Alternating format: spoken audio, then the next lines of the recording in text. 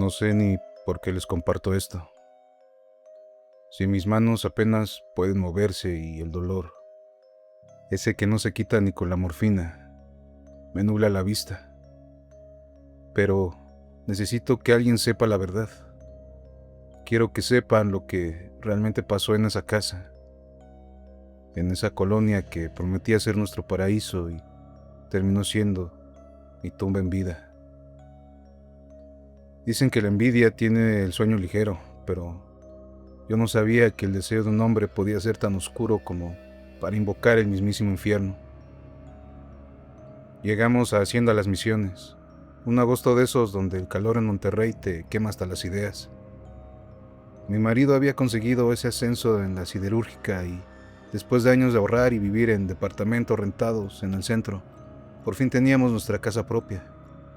Una casa de 2 pisos y un jardín donde mi hijo, Dieguito, con sus escasos 6 años, podría correr sin miedo. Yo me sentía radiante a mis 40 años. Sentía que la vida por fin me estaba pagando todas las desveladas y los sacrificios. No me importaba el calor de 40 grados. Yo veía ese pasto verde y me sentía la mujer más afortunada del mundo. Pero el primer error, el error que me maldijo, fue saludar a Rodrigo.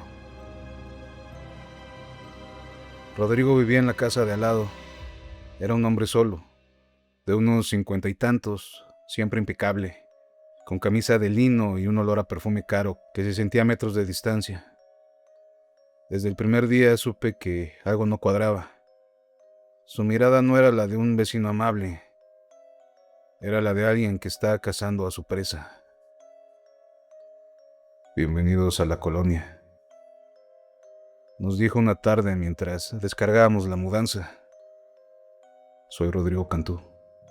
Si necesitan algo, lo que sea, mi casa es la suya, especialmente tú, Lorena. Las mudanzas son agotadoras para una mujer tan delicada. Mi marido le estrechó la mano con esa confianza de hombre que no ve segundas intenciones.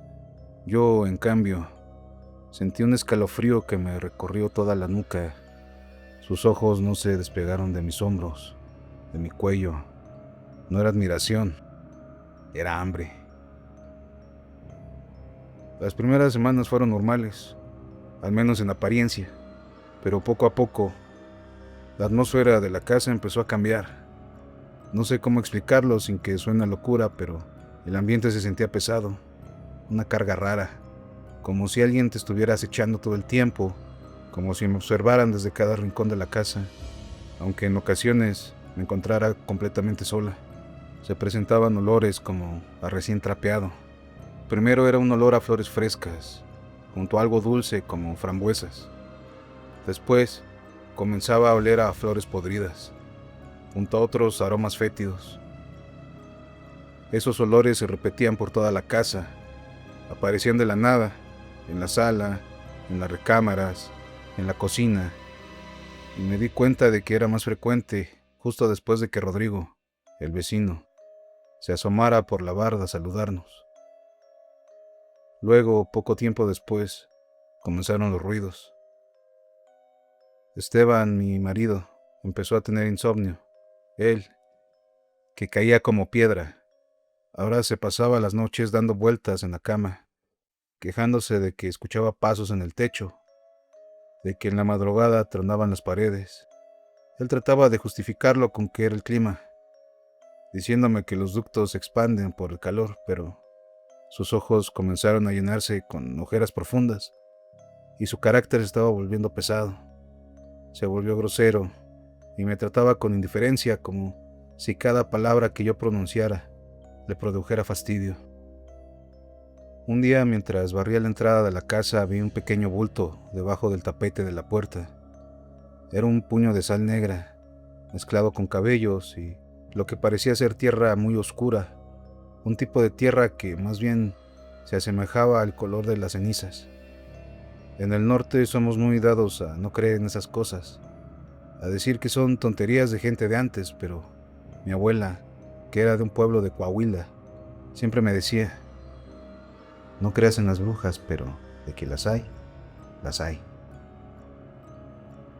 Esa misma tarde, Rodrigo me interceptó cuando regresaba de dejar a Dieguito en la escuela.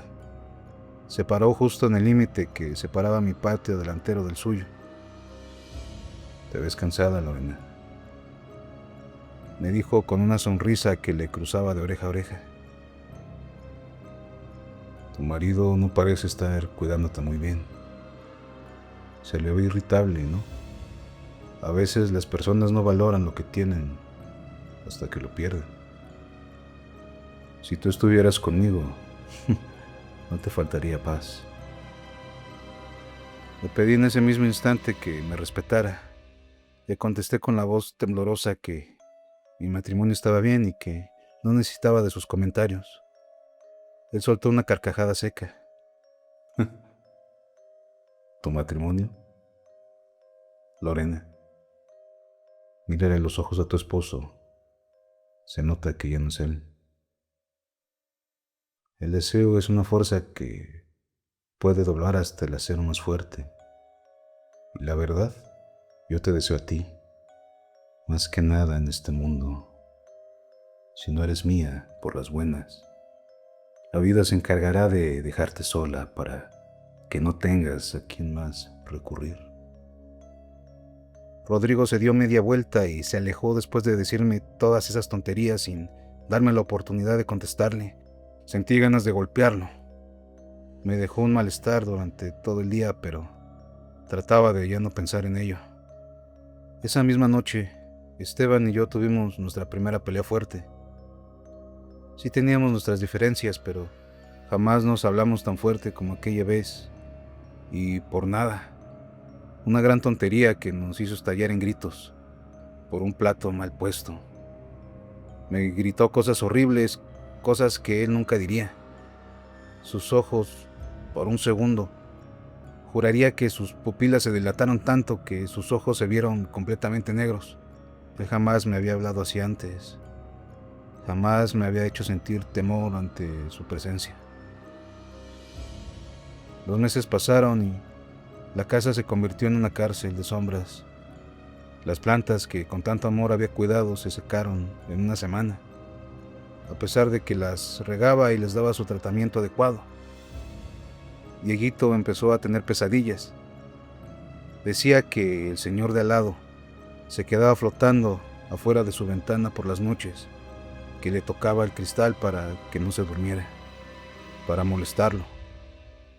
«Mamá, el vecino me mira y me dice que pronto nos vamos a ir de viaje todos, pero que solo yo me voy a quedar dormido», me dijo el niño llorando. Obviamente yo ya estaba demasiado alterada por todo lo que pasaba con mi familia. Dejé al niño recostado después de consolarlo y salí corriendo a reclamarle a Rodrigo, pero él solo me miró con una calma aterradora. Estaba recostado en una hamaca en el porche de su casa, fumando.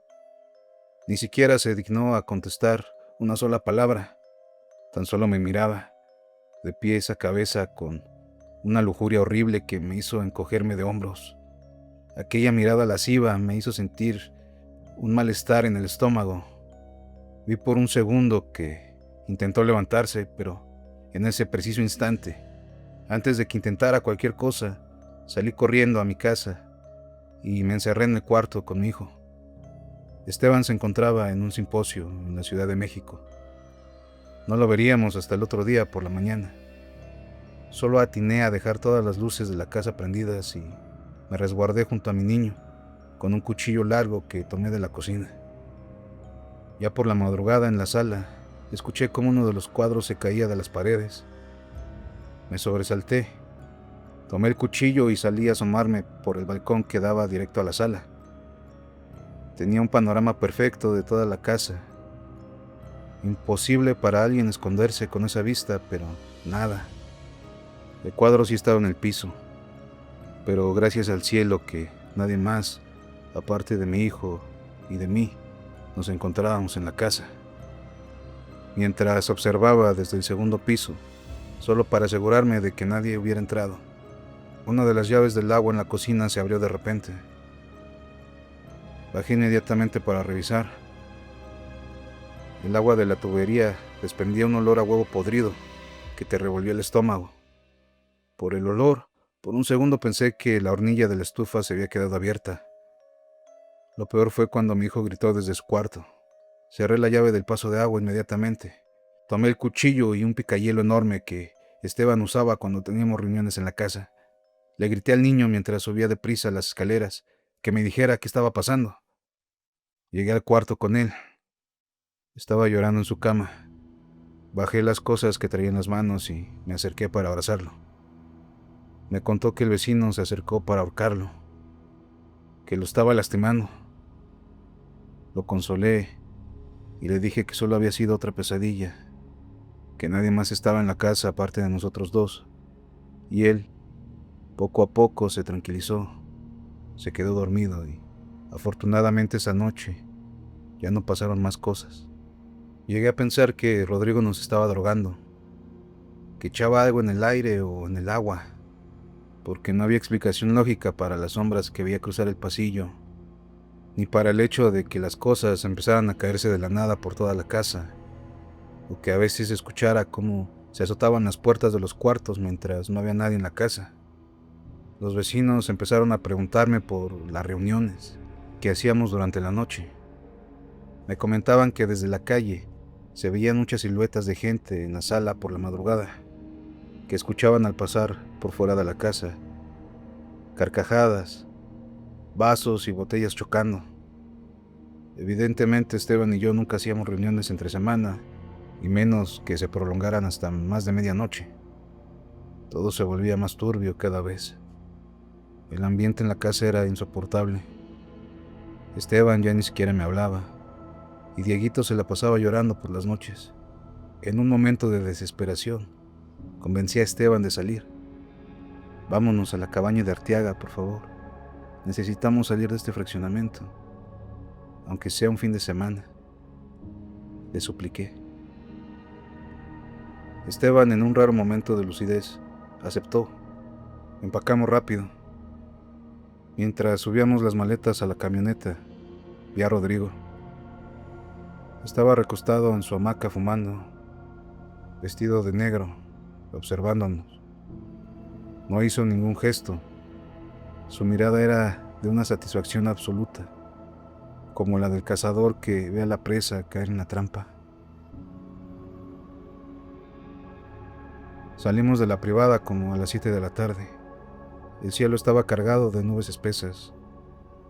Una tormenta entre la carretera Monterrey-Saltillo se estaba formando. Esteban, mientras manejaba, me decía que sentía como si él no fuera manejando.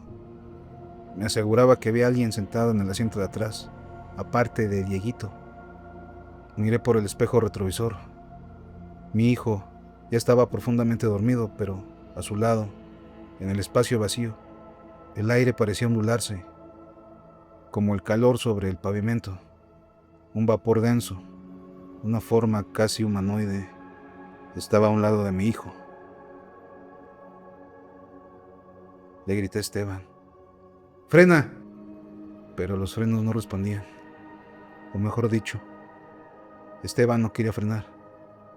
Sus manos estaban aferradas y muy tensas sobre el volante, y su rostro estaba deformado por una mueca de terror. Él no quiere que frene, me respondió. ¿Quién, Esteban? Por favor, frena, le grité, con una desesperación enorme. En ese momento, una camioneta negra apareció de la nada en el otro carril. No intentó esquivarnos, al contrario, aceleró. Las luces altas me cegaron. El último sonido que escuché antes del impacto fue el metal retorciéndose, el estallido de los cristales, y entre todo ese ruido, como una alucinación, la risa en mi oído de Rodrigo, que me decía: ahora sí, serás mía. Ya no tienes a nadie más.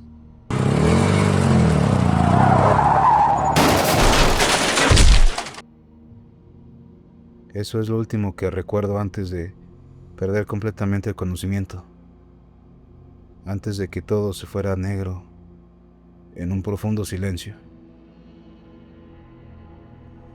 Desperté 3 semanas después en el hospital universitario. La verdad, desearía nunca haberlo hecho. Un olor fuerte antiséptico me hizo reaccionar. Darme cuenta de mi nueva realidad. El frío en el alma. Un profundo dolor. Deseaba en el corazón no haber despertado nunca. Mi hermana estaba ahí, llorando. No tuvo que pronunciar ni una sola palabra. Lo supe en cuanto intenté mover las piernas y no sentí nada. Lo supe cuando vi que las camas de al lado estaban vacías. Cuando en un rincón de aquel cuarto de hospital vi la cobija de mi hijo doblada y encima su pijama. Esteban murió instantáneamente. El volante de la camioneta le aplastó el pecho en el impacto. Dieguito, mi niño, mi luz, él no sufrió. Dijeron los médicos que el golpe en la cabeza fue tan fuerte que se fue en el acto. Yo quedé aquí, en esta silla de ruedas que ahora es mi cuerpo. Tengo una lesión medular completa. No puedo moverme del pecho hacia abajo. Soy una estatua de carne que aún respira, condenada a mirar por la ventana el resto de mis días. Y aquel maldito. La policía lo buscó. Dijeron que su camioneta no tenía ni un rasguño, que las cámaras de la privada lo registraron entrando a su casa 10 minutos antes del accidente. Pero cuando los oficiales fueron a buscarlo, la casa estaba vacía. No había muebles, no había ropa, no había rastro de que un hombre llamado Rodrigo Cantú hubiera vivido ahí jamás. Los registros de la propiedad resultaron ser falsos. La casa estaba a nombre de una empresa fantasma que desapareció al día siguiente del choque. Las vecinas dicen que fue una tragedia, un accidente por la lluvia. Pero yo sé la verdad. Aún siento su presencia a veces, en las noches más oscuras, cuando el viento sopla fuerte contra las ventanas de mi cuarto. Siento ese olor a perfume caro, a frambuesas amaderado y después flores muertas. Siento esa mirada lasciva que me escanea de pies a cabeza desde una esquina. Sé que él está esperando a que yo me canse de luchar, a que mi amargura sea tan grande que yo misma lo llame. Él no quería matarme, quería quitarme todo lo que me hacía feliz para que lo único que me quedara fuera su recuerdo y su sombra. Él se llevó a mis amores, se llevó mis piernas, me arrebató mi vida. El daño es permanente. No hay terapia ni rezos que me devuelvan a mi hijo o el calor de los brazos de Esteban. Solo espero que Dios, si es que todavía me escucha después de haberme abandonado en esa carretera, me tenga algo de compasión y me lleve pronto junto a mi hijo. No te sientas mal por mí. La persona que todos conocieron murió en esa carretera. La que te relata esto es solo una sombra que aprendió de la manera más cruel que la envidia y el deseo de un hombre puede ser más real y letal que cualquier fantasma, con todo el dolor que me queda. Lorena. Gracias por escuchar Infranocturno. Si tienes una historia que aún no te puedes explicar, escríbenos. Hasta el siguiente.